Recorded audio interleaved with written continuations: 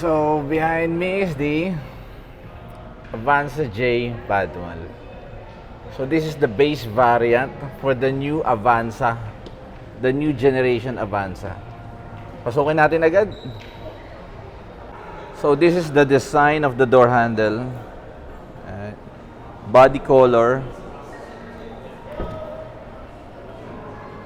and door panel. Right? Dalawang cup holder here, extended, of course, and then window controls. So yan, power adjust ang side mirror natin, ha. Yan. Alright. Ito yung pang open ng door and yung lock. Ayan. So let's go inside. Alright. So ito ang design ng dashboard niya. Yan. Stereo, yan. By the way, this is Avanza J again, reminding you, this is the base variant. Alright. So, on top of the line na Avanza is 1.5 engine.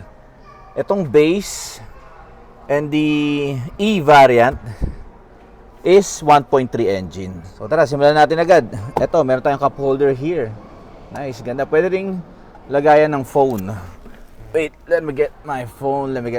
Oh, right. Yan, ganda. Swak na swak. Right.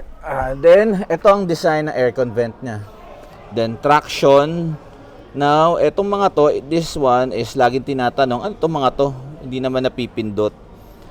This one is, etong mga to is abang. So, in the future, kapag meron kang gustong i-upgrade dito sa vehicle mo, nandito yung mga shortcut keys mo. Yan, para ma-activate yung i-upgrade mo in the vehicle. So, yan. And, andito yung pang open ng hood. Here, under. Then, ito yung pang open ng gas. Yan. So, ayan, makikita nyo yung design ng steering wheel niya. Yan. Maganda. Then, analog design, digital display na maliit. Yan. So, yan, naka-indicate here na naka-open yung door ko. Right. So, ito naman yung design ng infotainment niya.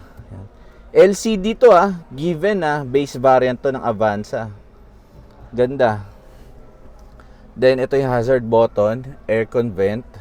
Then, ito yung controls para sa aircon. Meron tayong max cool. Ang meaning lang naman ito max cool is to max the aircon blower. Yan. Ito naman, AC. Pwede mo i-on off yung lamig. Then, circulation ng hangin. Yan. Then, rear defogger. Off button, of course. Fan blower control. Temperature control. Yan. So, dito may reminder tayo kung sino hindi naka-seatbelt, Yan, alright.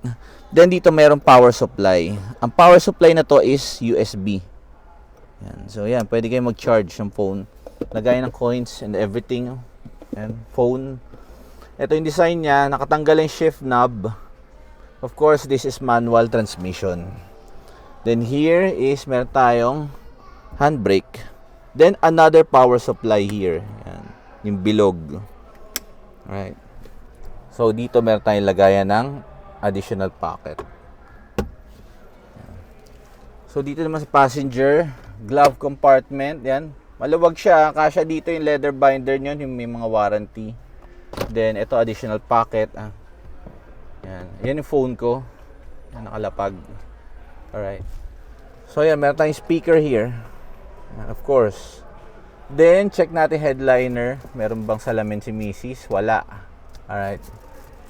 Pero at least, given this is the Avanza J, is power yung side mirror natin. Diba? Ganda. Ito naman yung ilaw sa harap. Meron siya door function. Yan. Umilaw siya both kasi nakabukas yung door. Of course. Para sa mga first time car buyer yan. Yan, door function. Every time na may nakabukas sa door, iilaw yung mga yan. Just to remind you. So yan, wala tayong salamin dito both sa visor. Alright. So, tara move tayo sa second row. Yan, design ng second row niya. Then, nandiyan yung aircon. Yan, merong aircon control here. Yan, yung knob na yan. Dito yung vent ng aircon. Yan. Ito yung door panel sa second row. Yan. Meron tayong isang cup holder na extended. Door handle. Then, nandito yung isang cup holder. Yan. Ganda. Nasa armrest level. Yan. So, yan. 7-seater ito So, mga Avanza natin is 7-seater. So, mostly, yan. Tinatanong yan. At 1.3. 7-seater tayo. Yan. So, doon na tayo agad sa mga expert natin na sasabihin to na underpower. Alright? Pero, alam nyo, sa 1.3 engine na to, is meron kayong capability mag 7-seater. Or kung hindi man 7-seater, is marami kayong cargo space here. Maluwag siya. Yun na nga kasing question Araw-araw ba tayong pupunta ng Baguio? Araw-araw ba tayo aakyat ng Tagaytay or Batangas? Para problemahin natin yan. Diba? Yeah, going back. So, in Avanza, pwede nyo gawing sofa to. Yan, nagiging sofa to. I-connect mo lang to second row and the third row. Yan. Pwede na kayo matulog dito ng parang kama to.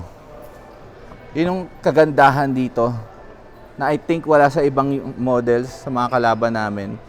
Nagiging sofa tong mga seats. Ganda. Tatanggalin mo lang yung headrest na yan. So ito yung design ng Avanza J wheel. Steel rim siya, of course. Purpose nito is mapababa yung price ng vehicle. Then meron naman kayong wheel cover Yan. So ang size nitong max is 15. Yan. Right. So ito yung design ng bumper niya. By the way, meron din ako isang vlog video na Avanza E. So this one kasi the Avanza J is, of course, wala siyang fog lights. Pwede kayo magpa-install nito. Yan. Kung gusto niyo magkaroon ng fog lights. Right? So yan ang design ng bumper.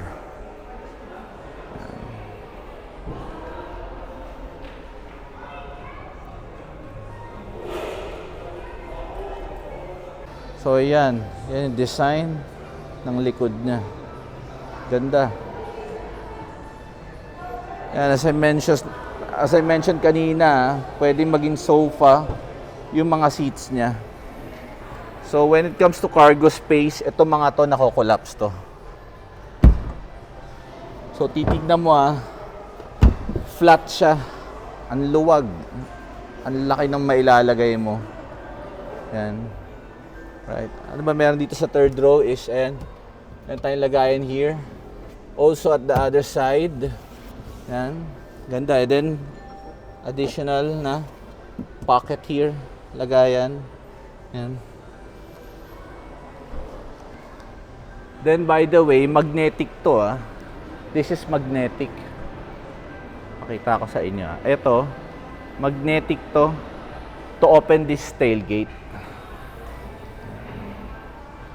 So dito ang pang collapse ng spare tire niya. And gagamitin nyo lang yung tool, dito nyo ikutin para bumaba yung spare tire niya. Yan. So, binibigay sa inyo ng Avanza is yung affordability ng 7-seater. Alright? So, ang design ng antenna niya is this one. Hindi pa siya naka-shark fin Alright? Yan. So, meron tayong antena. So, yeah guys, ito nga yung Avanza J. Pero mostly, hindi ko kayo di-discourage dito Mostly, in my observation, mas maraming dumadating na Avanza E. So, yeah. Yan, Avanza E, Avanza G with bigger engine. Then, the best dito is 7-seater tayo. Diba? So, yeah, guys. Yan yung Avanza J natin. So, huwag kayo maya magtanong meron akong Viber, WhatsApp. And by the way, nire-remind ko lang ulit everyone na meron tayong trade-in. So, any brand, all brands tinatanggap namin. Pwede ako magbigay ng quick appraisal. Basta i-chat nyo lang sa akin all the information I need para mabigyan ko kayo ng appraisal. Quick appraisal lang yun hindi final yun. You have to bring your vehicle in our showroom. para ma-inspect yan, then mabigay yung actual final appraisal amount. Alright? So yan. Huwag kayo maya. Tawag kayo, chat anytime. Bye.